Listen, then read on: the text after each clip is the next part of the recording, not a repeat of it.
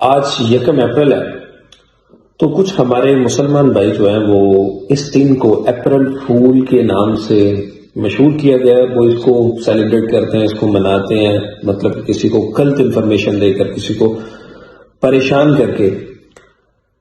تو مسلمانوں کو اس کا مکمل طور پر بائیکاٹ کرنا چاہیے. اور لوگ اس کو کیوں مناتے ہیں، اس کی کیا وجہ ہے؟ اس کے پیچھے ایک بڑی دردناک کہانی ہے اور وہ مسلمانوں کی ہے کہ مسلمانوں کو کس طرح سے اس ٹائم پر مسلمانوں کو کس طرح سے روندا گیا ان کے ساتھ جھوٹ بول کر. اپریل جو نا ایک لاطینی زبان کا لفظ ہے اور یہ اپریلس سے ڈرائیو کیا گیا ہے. اپرائر یا اپریلس دو ورڈز ہیں، ان سے یہ ڈرائیو کیا گیا ہے، جس کا مطلب ہے کہ پھولوں کا کھلنا، کمپلین کا پھوٹنا. جو قدیم رومی قوم جو تھی نا، وہ موسم بہار کی آمد پر شراب کی جو دیوتائیں ہوتی تھی اس کی پرستش کرتی تھی، اور اسے خوش کرنے کے لیے لوگ شراب پیتے تھے اور الٹی سیدھی حرکتیں کرنے اور جھوٹ کا سہارا لیتے تھے. یہ سب حرکتیں کرنے کے لیے وہ جھوٹ کا سہارا لیتے تھے.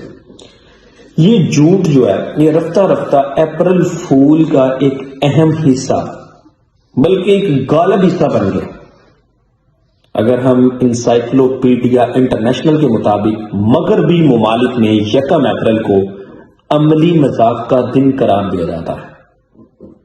اس دن ہر طرح کی وہاں پر جو نازیبا حرکات ہیں اس کی چھوٹ ہوتی ہے اور جھوٹے مذاق کا سہارا لے کر لوگوں کو بے وقوف بنایا جاتا ہے.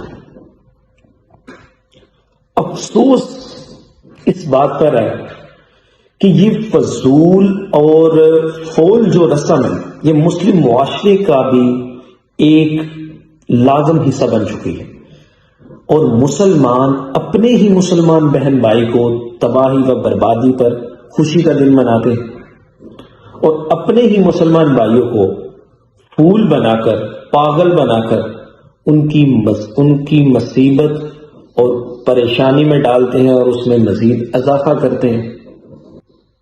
اب اپریل فول کی حقیقت کیا ہے؟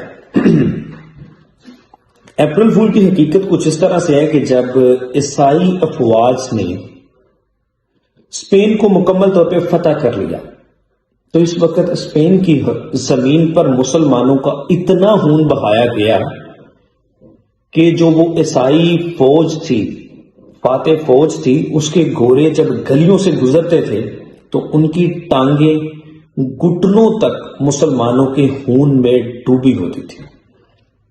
جب قابض افواج کو یقین ہو گیا کہ اب اسپین میں کوئی بھی مسلمان زندہ نہیں رہا، کوئی بھی مسلمان بچا نہیں ہے، تو انہوں نے گرفتار مسلمان فرمانروا کو یہ موقع دیا کہ وہ اپنے خاندان کے ساتھ واپس مراکش چلے جائیں جہاں سے ان کے آباء و اجداد آئے تھے. قابض فوج گرناتا سے کوئی 20 کلومیٹر دور ایک پہاڑی پر اسے چھوڑ کر واپس چلی گئی. جب عیسائی افواج مسلمان حکمران کو اپنے ملک سے نکال چکی تو پھر حکومتی جاسوس گلی گلی میں گھومتے رہے کہ کوئی مسلمان نظر آئے تو اسے شہید کر دیا جائے.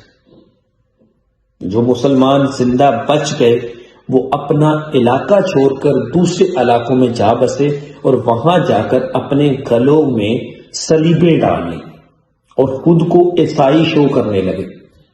اب بظاہر اسپین میں کوئی بھی مسلمان نہیں آ رہا تھا، کوئی مسلمان نظر نہیں آ رہا تھا، مگر اب بھی عیسائیوں کو یقین تھا کہ سارے مسلمان قتل نہیں ہوئے، کچھ چھپ گئے ہیں، اپنی شناخت چھپا کر ابھی بھی زندہ ہیں.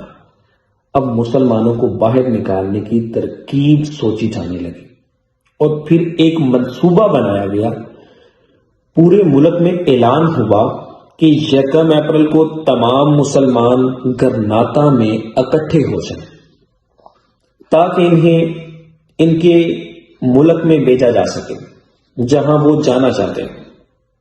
اب چونکہ ملک میں امن قائم ہو چکا تھا اور مسلمانوں کو خود ظاہر ہونے میں کوئی خوف محسوس نہ ہوا، مارچ کے پورے مہینے میں اعلان ہوتے رہے.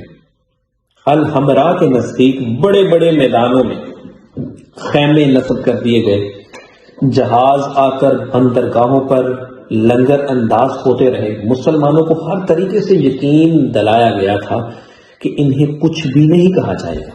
جب مسلمانوں کو یقین ہو گیا کہ اب ہمارے ساتھ کچھ نہیں ہوگا تو وہ گرناتا میں اکٹھا ہونا شروع ہو گیا، جہاں پر عیسائیوں کے نے کہا ہوا تھا ان کو۔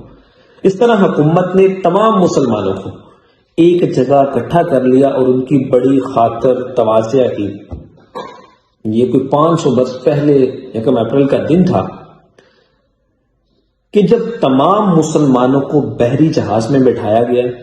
مسلمانوں کو اپنا وطن چھوڑتے ہوئے بڑی تکلیف ہو رہی تھی، مگر اطمینان تھا کہ چلو جان بچ گئی ہے، کسی دوسری جگہ پر چلے جائیں گے، کسی دوسرے ملک میں، مسلم ملک میں۔ دوسری جانب عیسائی جو حکمران تھے یہ اپنی محلاؤں میں جشن منانے لگے۔ جرنیلوں نے مسلمانوں کو الوداع کیا اور جہاز وہاں سے چل پڑے۔ ان مسلمانوں میں بوڑھے، جوان، خواتین، بچے اور کئی مریض بھی تھے۔